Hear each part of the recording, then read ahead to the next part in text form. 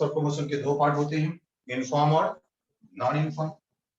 Inform सर्कुलोमोशन में हमने देखा कि भाई अगर कोई बॉडी इस कांस्टेंट स्पीड से मूव कर रहा हो किसी सर्कुलर पाथ पे, तो that motion is called inform circulation. And non inform में भाई इसकी स्पीड कंटीन्यूअसली इंक्रीजिंग है, डिक्रीजिंग, दोनों में से कुछ भी हो सकता है।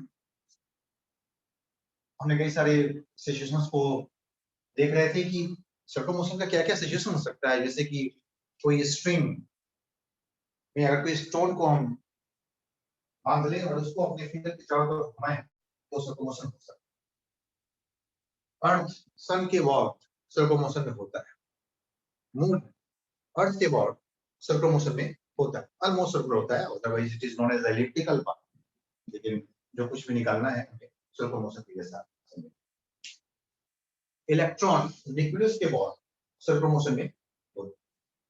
तो डिफरेंट सिचुएशन में डिफरेंट सोर्सेज होंगे जो सर्कुलोमोशन के लिए रिस्पांसिबल होंगे, जो सेंट्रल फोर्स प्रोवाइड करते हैं। जैसे हमने कहा कि अगर हमारे पास कोई एक स्ट्रिंग है, एक हमारे पास स्ट्रिंग होता और स्ट्रिंग में हमने एक स्टोन को बांध देते और अपने फिंगर की चारों तरफ घुमा दे, v स्पीड के साथ, अगर कांस्टेंट स्पीड के साथ हम इसे टर्न करा रहे हैं, इसका मतलब है कि यहाँ पे जो फोर्स लग रहा है, अगर स्टोन का मास सेम हो तो जो भी फोर्स आप लगा रहे हो उसे बोलेंगे central force, and that must be equal to mv square upon.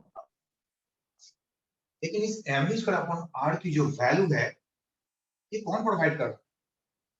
बोलेंगे यहाँ पर tension provides the required tension centrifugal force. In this situation क्या बोल सकते हैं, स्टोन स्ट्रिंग सिस्टम में है ना, stone string system, stone string circular motion, क्या बोल सकते हैं, tension provides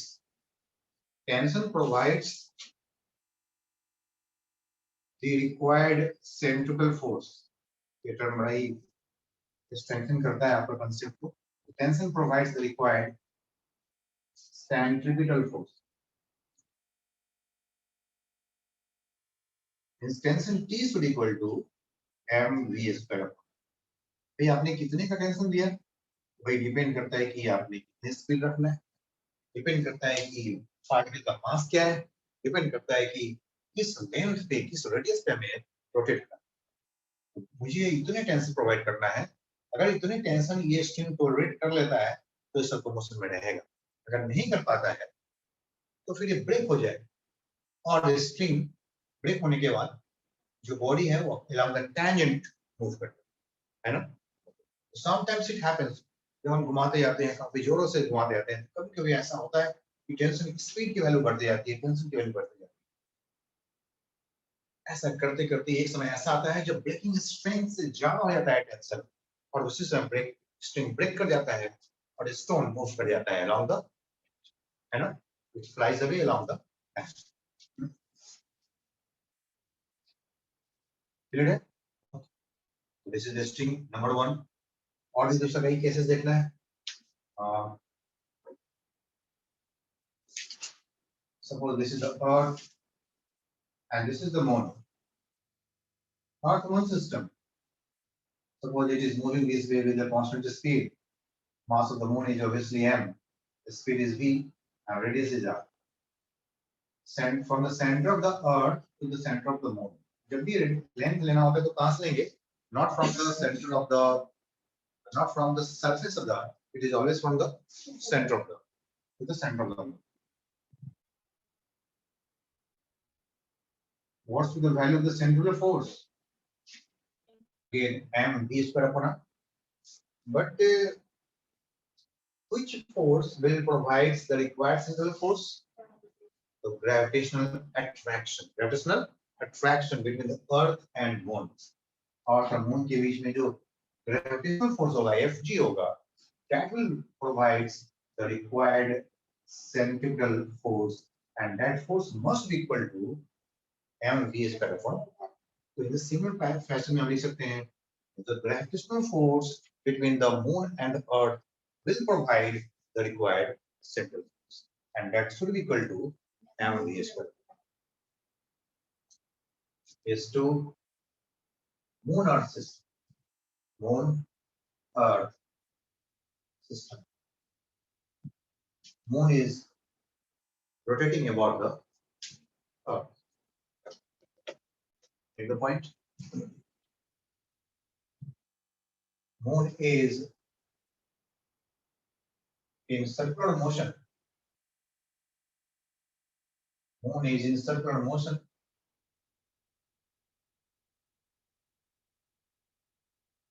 about the Earth.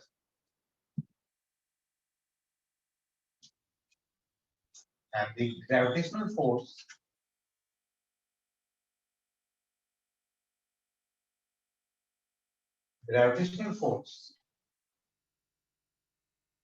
between Moon and the Earth,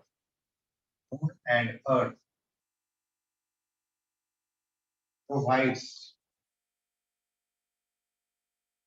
the required centripetal force. Centripetal force means if G is equal to mv square upon r. And what is the value of Fg? The G, mass of the Earth, E, mass of the Moon, small m, divided by r square. ये होता है fractional force पे, हमने देखा था force वाले में. और here mass of the, किसका मास यहाँ पे इंड्यूस कर रही, small m, mass of the Moon obviously. तो चलो mass of the Moon क्या लग रही है, हमें स्मॉल m इस्तेमाल कर लो, that would be better. हमें यहाँ भी mv squared upon E for Earth. अर्थ का मास को हमने mv बोल दिए और इसके मास को small.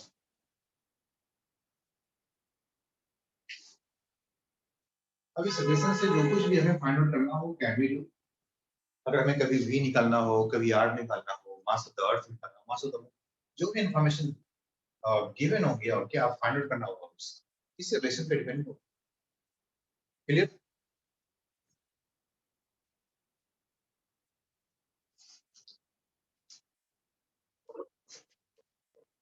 Very similar for the Earth Sun system. Very similar for the Earth Sun system. Just to strengthen your concept. Earth Sun system.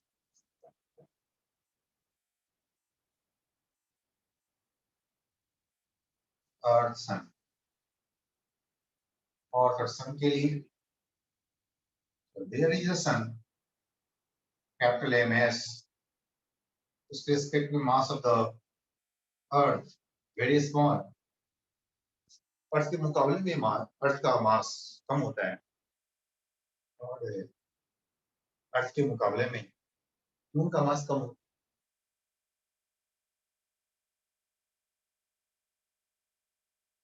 So here again the same, very similar.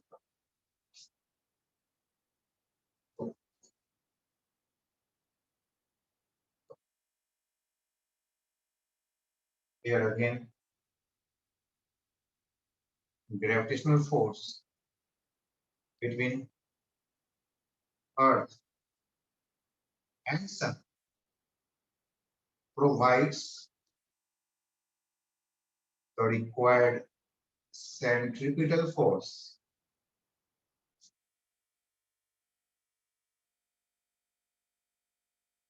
Once again, Fg is equal to mv square upon r. M is the mass of the Earth. Fg is once again mass of the Sun. Small m mass of the Earth this time. R square mv square upon r. कुछ भी calculate करना हो मैं यहाँ से.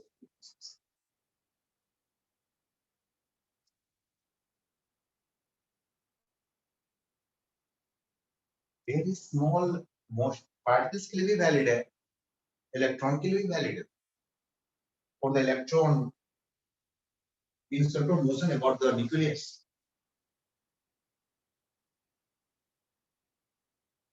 Then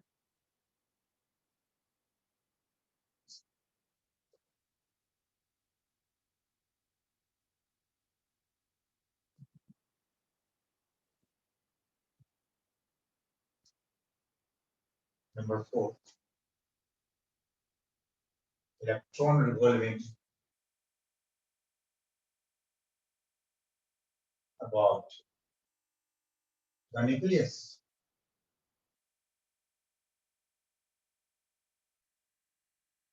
There is one nucleus and electron is there.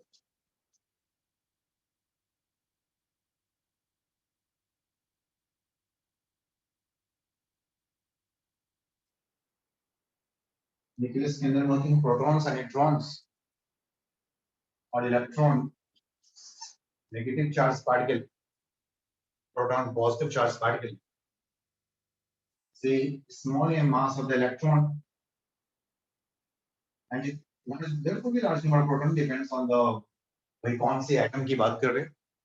For the hydrogen atom, proton is 1. For lithium atom,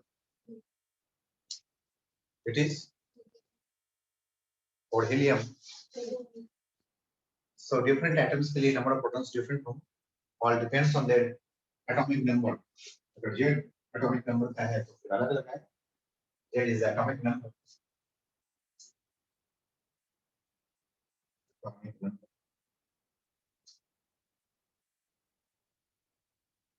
of the atom. इस atom की बात करें. There is one electron. अब एक electron पे बात करें तो एक electron पे center की तरफ force आएगी. That is the central force. इसका speed v. कौन सा force है जो इन दोनों के बीच में applicable होगा? Electrostatic force, gravitational force. Gravitational force भी होंगी. हाँ होंगे, वो भी होंगे. But gravitational force की जो value है small mass की वजह से वो काफी कम हो जाता है with respect to the gravitational force or with respect to the electrostatic force. तो gravitational force यहाँ पे useful नहीं हो पा रहा है उसका, तो उसकी जो force की जो negligible force हो जाते हैं electromagnetic force के मुकाबले. So here electrostatic force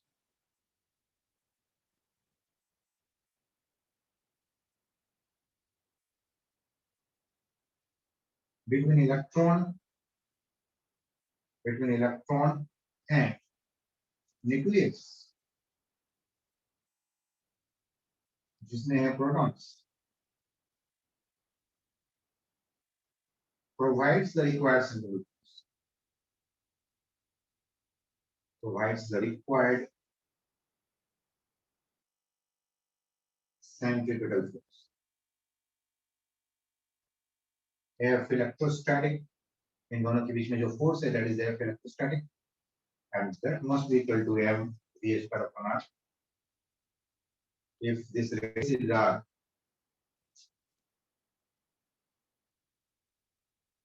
what is the value of electrostatic force here?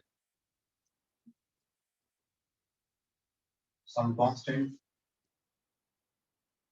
1/4 pi epsilon naught charge of the electron, या charge of the proton, जो कुछ भी है, charge of the electron and divide by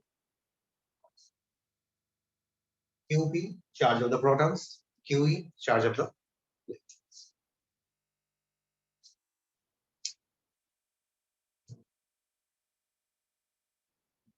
So in different situations, in different cases,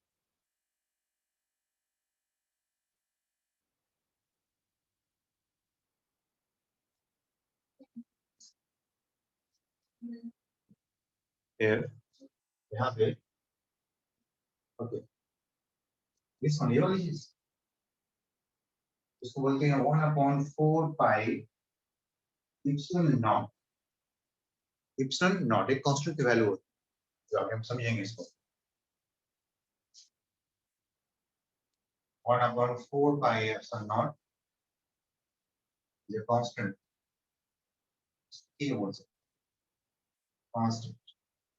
So we can simply say it is the k times charge of the proton, charge of the electron, divided by r.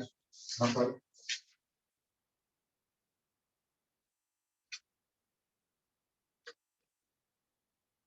So k times charge of the proton, charge of the electron divided by r square.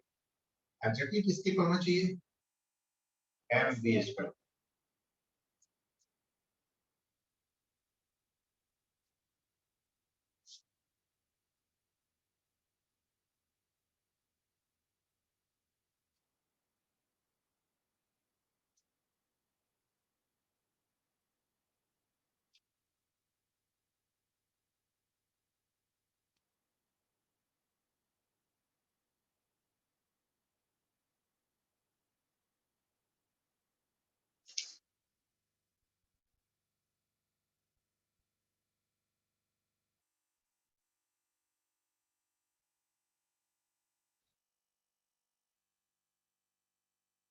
So we're turning on the horizontal road. जहाँ पे round about होता है, जैसे घोड़े वाले चौक है, गोलंबर है ना, एक बिल्कुल हॉरिजॉन्टल प्लेन में जितने भी टाउन के अंदर में जितने भी गोलंबर्स होते हैं, राउंड अबाउट होते हैं, बिल्कुल हॉरिजॉन्टल। तो वहाँ की जो टर्निंग होती है बिल्कुल हॉरिजॉन्टल रोड, तो आप स्कूटी लेके जा रहे हो ऐसे और आप ऐसे टर्न कर रहे हो, ये हॉरिजॉन्टल नहीं है, थोड़ी इंक्लाइंड। ये this is not the horizontal, this is not the horizontal. Horizontal है क्या ये? और इट्स इंक्लाइंड, सब कोई बैंड किया हुआ है, बैंड, एक बैंड है।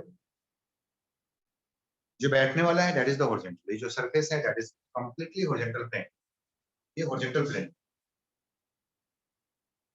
तो जो रोड है वो टाउन के अंदर में वो कैसा है, बिल्कुल हॉरिजॉन्टल प्लेन में है और आपका व्हीकल ऐसे जा रहा है और you are taking the turning here ऐसे हॉरिजॉन्टल प्लेन में। कौन कौन सी फोर्स लग रहा है भाई? कौन कौन सी फोर्स लग रहे हैं भाई? व्हीकल ऐसे जा रहा है तो फोर्स तो लगने होंगे एक mg, लेकिन mg किधर लगेगा? Completely vertically downward. हमें यहाँ पे ये हॉरिजॉन्टल और एक व्हीकल का मैं फिगर यहाँ पे दे देता हूँ। तो हॉरिजॉन्टल पे एक फोर्स लगता है नॉर्मल रिएक्शन, दूसरा है mg। जबकि जो सर्कुलर पाथ है, अगर इसको टर्न कराना हो कहीं पे ऐसे किसी रोड पे, सर्कुलर टर्निंग हॉरिजॉन्टल रोड पे, तो फोर्स हमें सरफेस के लंब चाहिए। फोर्स कैसा चाहिए? सरफेस के लंब। तो फोर्स सरफेस के लंब कौन प्रोवाइड करेगा? Force of friction will provides the force of friction. Normal action और mg तो बिल्कुल vertically, force of friction will provide जो सेंट्रल फोर्स है Fc, वो फ्रिक्शनल फोर्स प्रोवाइड करने वाले।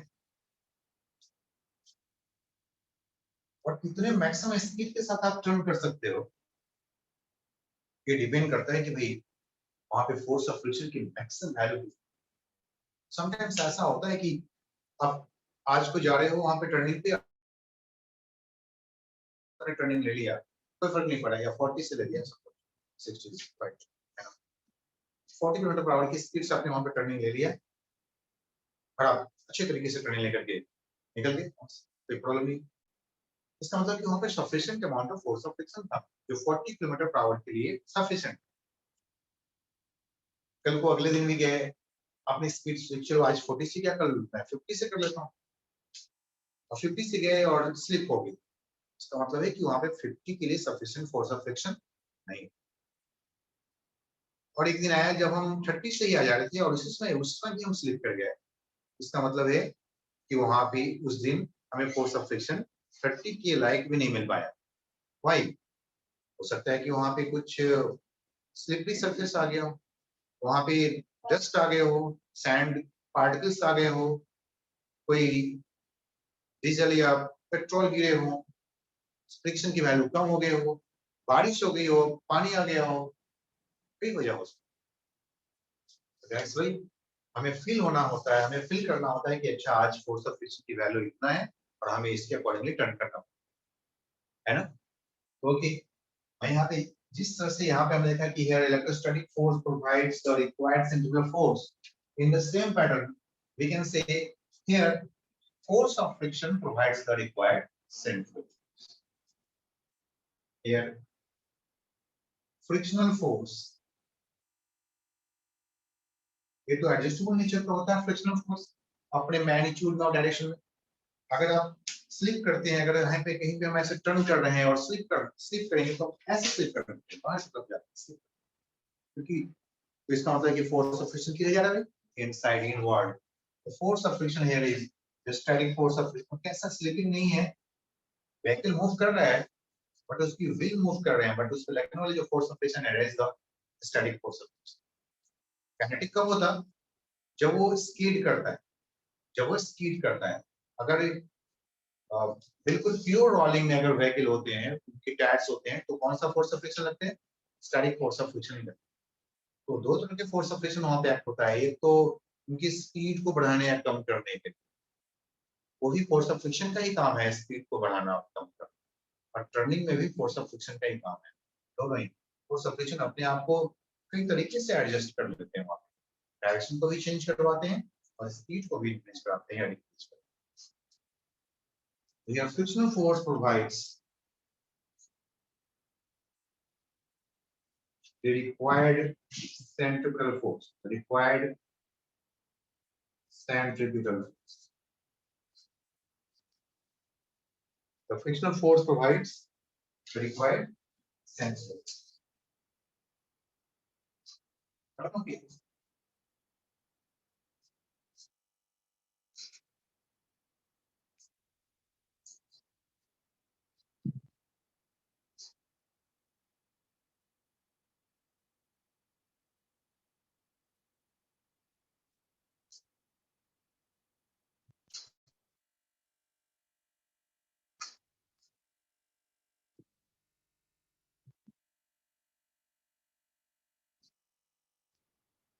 Frictional force provides the required centripetal force. That's how we can say F is equal to mv square upon r, where m is the mass of the vehicle, v is the speed of the vehicle, r is the radius of the circle path. कहीं पे turning काफी छोटा होता है और कहीं कहीं पे टर्निंग की जो रेडियस होती है बड़ा होता है, जैसे हाईवेज हो तो वहाँ पे और भी डिफरेंट तरीके से टर्निंग बनाई जाती है। रोड पे थोड़ी सी बैंक, थोड़ी सी इंक्लाइन है, इस वजह से क्योंकि हमारा जो टर्निंग है, हमारी जो सेफ्टी है, सिर्फ और सिर्फ फ्रिक्शनल फोर्स पर डिपेंडेंट हो गया। और हमारा जो फ्रिक्शनल फोर्स है वो हर दिन बदल सकता है, कई चीजों पे डिपेंड करता है, हमारे टायर की कंडीशंस पे भी डिपेंड करता है। हमारी व्हीकल जब एक बार टायर लग जाती है तो 5-6 ईयर तक हम उसको चेंज नहीं करते, धीमे धीमे वो टायर घिसते हैं, उनकी जो ग्रिपिंग होता है वो कम होता है, जिसकी वजह से फोर्स ऑफ फ्रिक्शन की वैल्यू भी कम। फिर एक समय आता है जब हमें फील होता है कि नहीं भाई आज हम स्लिप कर गए थे, we have to change it. जब एक बार फील हो जाता है, हमें थोड़ा एक झटका लगता है, तो हम जाकर के फिर जरूरत नहीं, आज तो चेंज करवा के आएंगे टायर्स को। टायर गए नहीं, खराब नहीं हुए, फटे भी नहीं, कुछ भी नहीं हुए, बट उसकी जो लेयर है पतले हो गए, उसकी ग्रिपिंग कम हो, तो हमें प्रॉपर टाइम पे हम उसे चेंज करवाना होता है। इस प्रॉपर फोर्स ऑफ फ्रिक्शन हमें मिलते रहे, मतलब हम अपने एंड से इसमें कम न रखें। बाकी नेचर अपने एंड से तो चेंज करते रहता है, कभी बारिश होती है, कभी रोड अच्छे हो जाते हैं, कभी रोड स्लिपरी हो जाता है, कुछ भी हो सकता है। वो तो हमारे एंड का बात नहीं है, लेकिन अपने एंड से हम अपनी टायर्स को अच्छे रख सकते हैं। तो रेगुलरली मतलब 4-5 ईयर्स पे चेंज करते रहना, उतना लाइफ होती है। रेगुलरली इसका मतलब नहीं कि हम महीने 2 महीने पे चेंज कर 4-5 साल। So force of friction Fs provides the required centrifugal force Fs, but for maximum speed, for maximum speed, for maximum speed, क्या कर सकते हैं? There is a need of maximum force of static friction. There is a need of maximum. अगर हम बहुत ज्यादा तेजी से घूमना चाहते हैं, मैक्सिमम स्पीड के साथ टर्निंग कराना है, हम क्या सोचेंगे? भाई मैं कोई ज्यादा से ज्यादा फोर्स लगा दे, कोई ज्यादा से ज्यादा फोर्स कितने स्टैटिक फोर्स ऑफ फ्रिक्शन है तो एडजस्टेबल होता है, 0 1 2 3 कुछ भी बढ़ सकता है, मैक्सिमम वैल्यू तक जाए। For maximum speed, maximum value of a static friction is responsible. Maximum speed के लिए बस यही responsible है। So we can say okay, if is max now can be equal to mv square upon r।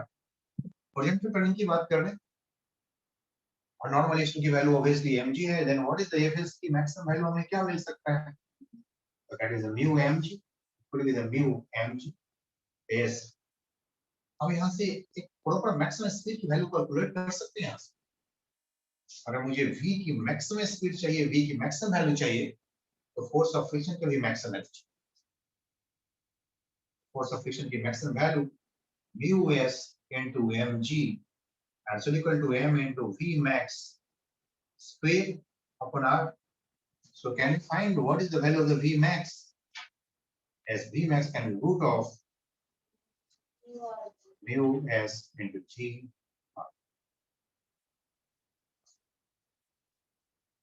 This is the maximum possible speed on the horizontal turn. On the horizontal turn. Turning दो तरह का होगा. अभी हमने horizontal turning specially मैं mention कर रहा हूँ. horizontal turn. ये horizontal turning की बात.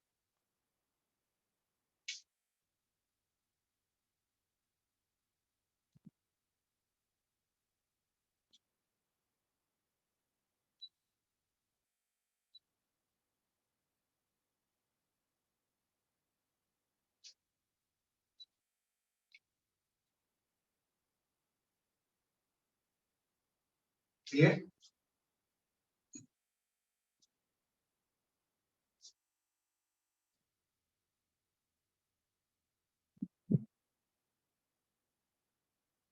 तो क्या हमारा टर्निंग, क्या हम सेफ है हमेशा रोड में?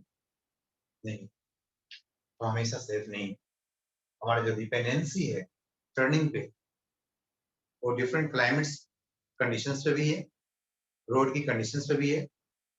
आगे जो कोई व्हीकल गया होगा और उसने कुछ डस्ट पार्टिकल अगर ड्रॉप कर दिया होगा, कुछ सैंड पार्टिकल्स ड्रॉप कर दिए होंगे, उन पे भी डिपेंडेंट. मतलब जब चाहे तब कोई हमें एक्सीडेंट करा सकता है टर्निंग. तो इन सब चीज से बचने के लिए, और आमतौर पे जब हम हाईवे पे होते हैं, जब हमारे speed 80 kilometre per hour, 100 kilometre per hour, 120 होते हैं, तब हमारे पास वो देखने के लिए, कंडीशंस देखने के लिए हमारे पास ना तो वो रिएक्शन टाइम होता है और नहीं कुछ हम वहां पे मैनेज नहीं कर पाते. फिर क्या करना पड़ेगा? देन रोड सेफ्टी के लिए हमें कुछ डिफरेंट उपाय करने पड़ते. और उपाय ये होता है कि जहाँ पे टर्निंग होता है हाईवे पे, नेशनल हाईवे पे, एक्सप्रेस वे पे, वहां पे टर्निंग को हॉरिजॉन्टल नहीं रखा जाता. क्या किया जाता है? थोड़ी सी बैंक्ड किया जाता है. क्यों भाई? बैंक करेंगे तो क्या फोर्स ऑफ फ्रिक्शन काम नहीं करेगा? करेगा. लेकिन फोर्स ऑफ फ्रिक्शन को सपोर्ट करने के लिए एक और फोर्स वहां पे अवेलेबल हो जाता है, और वो फोर्स है नॉर्मल रिएक्शन. वो फोर्स है नॉर्मल रिएक्शन. तो बैंकिंग हमारा है circular turning on the horizontal road. अब हम देखेंगे circular turning on the bank. क्या देखेंगे? बैंक.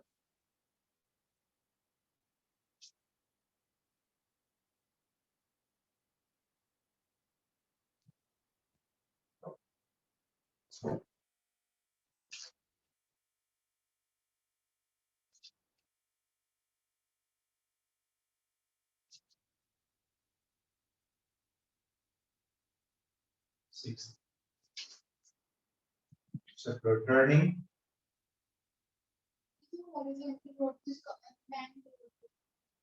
बस हॉरिजॉन्टल हो गया तो that's one bank. Of course one bank. जो what you bank, bank term क्यों इस्तेमाल की? Okay, I have a very good sense of humour here. तो मैं बताता हूं अभी. सर्कुलर टर्निंग ऑन द, पहले मैं टॉपिक लिख दूं, on the bank road. Bank road. why the we use the bank? अभी मैं इस पर बताता हूँ. तो बैंक रोड, मैंने कहा कि एक्सप्रेस वे. मैंने क्या बोला कि जब एक्सप्रेस वे होता है और हाईवे होता है तो वहां पे हम टर्निंग कैसे कराते हैं भाई? Bank road. वहां पे हमने बैंक रोड कराते हैं. और कोई बैंक आता है और उस रोड को फाइनेंस करता है, भाई बैंक रोड हो जाए. नहीं, so that's why we have the bank road. नहीं, तो कोई बैंकिंग सर्विस आकर के उसको, नहीं, उसको फाइनेंस करते हैं कि ये रोड हम बनाएंगे, एक्सप्रेस वे हम बनाएंगे, इसको बैंक करेंगे. Okay, not like that. This is the bank means inclined. Bank means inclined. So this is the bank. This is called banking. And inclined road is called.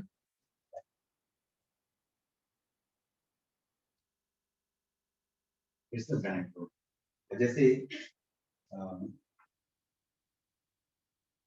आपने देखा death well?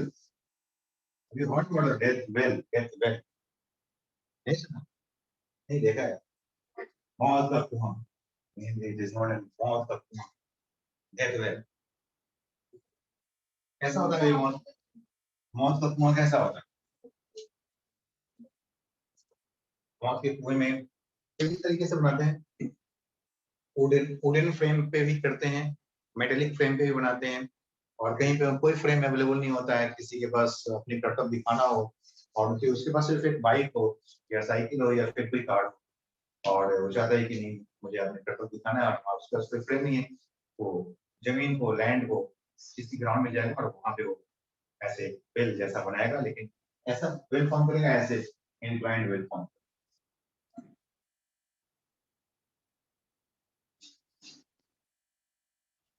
है ना। 3D figure खुल गई है, ऐसे ऐसे वो कटिंग कर करके तब इसके अंदर में वो यहाँ पे अपना बाइक को रखेगा, फिर धीमे से यहाँ पे धीमे से जोरों से उसने बाइक की साइलेंसर पे डालता है कि उसकी आवाज से पता चले कि हाँ कितना स्पीड क्या है ना, और उससे बिल्कुल एक थंडरिंग फीलिंग आता है।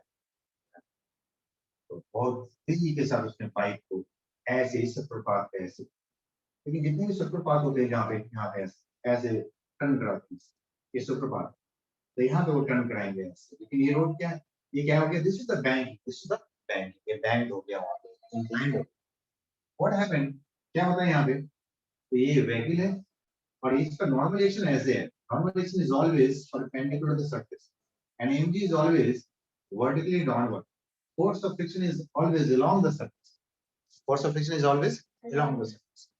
लेकिन देखो यहाँ पे जो सर्कुलर पाथ है ये तो वुडलेंड पाथ में, जो plane of the circular path, the plane of the circular path is horizontal always, plane of the circular path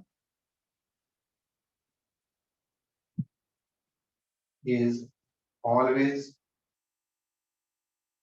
horizontal, yeah, is horizontal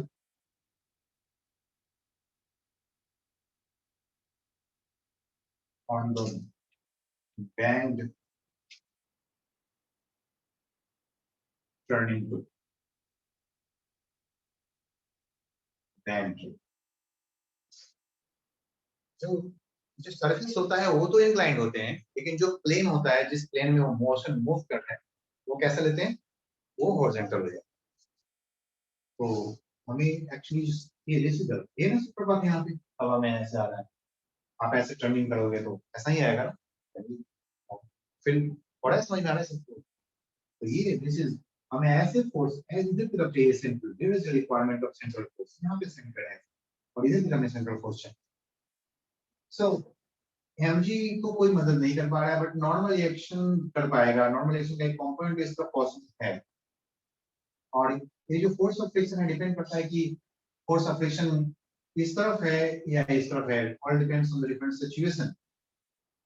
अगर कोई व्हीकल कोई कार और स्पीड अप होना चाहता है अपनी हाई स्पीड पे, बहुत ज्यादा स्पीड करेंगे तो क्या हो जाएगा, it will go up, speeding up, अगर कम कर दूंगा तो इट विल स्लाइड डाउन, कम स्पीड कम हो जाएगा तो क्या हो जाएगा, स्लाइड डाउन, वो नीचे की तरफ स्लिप करेगा, जब नीचे की तरफ स्लिप करेंगे तो फोर्स ऑफ फ्रिक्शन किधर होगा, up along the inclined surface. अगर कोई अगर व्हीकल नीचे की तरफ स्लिप करना चाहता है इसका मतलब फोर्स ऑफ फ्रिक्शन किधर है, up along the inclined surface, ऊपर की तरफ है, या हम स्लिपिंग से बचना चाहते हैं तो फोर्स ऑफ फ्रिक्शन अपवर्ड लगेगा up along the inclined surface, और स्किडिंग से बचना चाहते हैं तो force of friction will come down.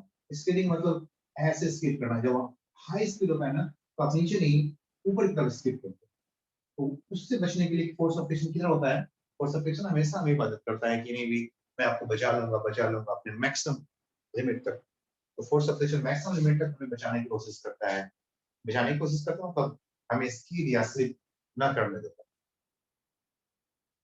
तो फोर्स ऑपरेशन की पॉसिबिलिटी इधर भी है और फोर्स ऑपरेशन की पॉसिबिलिटी इधर भी है, depends on the skidding, depends on the situation. Force operation this is for skidding up, skid up के लिए, और this is for the slip down, है ना, in case of to prevent slip down, है ना, to prevent slip down, to prevent skid.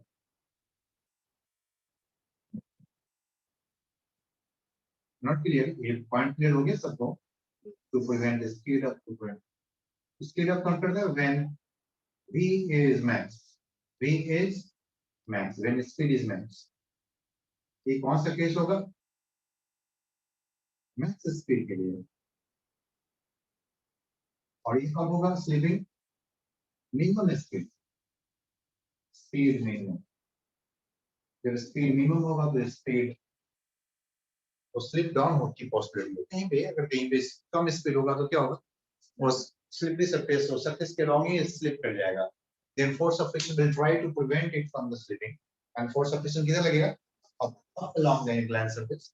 और जब ये अब ज्यादा स्पीड होगा तो it will try to speed up, तो उसको प्रिवेंट करने के लिए force of friction अपने आप को एडजस्ट करेगा, it will down along the incline। तो इन दोनों ही केस में फोर्स ऑफ फ्रिक्शन के एक कंपोनेंट हमें हॉरिजॉन्टल के along मिलने ही मिलने चाहिए, इधर मिले या इस तरफ मिले, दोनों में से कोई ना कोई एक मिलते हैं, है ना। तो हम अलग केसेस करके देखेंगे, for the slip down, for the what is speed up, दोनों के अलग केसेस करके देखते हैं कैसे हमारी मदद। लेकिन सबसे पहले वो तो हम देख लेंगे, हमने सिचुएशन देखा। पहले तो हमें एक रोड को बनाना है, प्रॉपर एंगल ऑफ बैंकिंग बनाना है। क्या करना, 6 हमारी स्पीड बनी, हमें प्रॉपर एंगल ऑफ बैंकिंग बनाते हैं, प्रॉपर रोड बनाना पड़ता है। कहीं रोड हर रोज तो बनते नहीं, एक बार बन गया बाद में तो उसी पे के ऊपर में लेयरिंग होता है, एक बार इंक्लिनेशन बन गया तो बन गया। तो इंजीनियर्स डिसाइड्स कि भाई इतनी एंगल ऑफ बैंकिंग देना है, इतना भी नहीं देना है कि जो व्हीकल यहाँ पे आए और रोक दिया व्हीकल, किसी वजह से इसकी इंजन फेल हो गया, ये स्टॉप कर गया तो नीचे आ जाए, नहीं ऐसा भी नहीं होना चाहिए। और कभी ऊपर पहुंच भी नहीं पाए, इतना भी नहीं होना चाहिए, इतना भी इंक्लाइन नहीं कर दे कि ऊपर तक जा ही भी नहीं, है ना। तो एक मिनिमम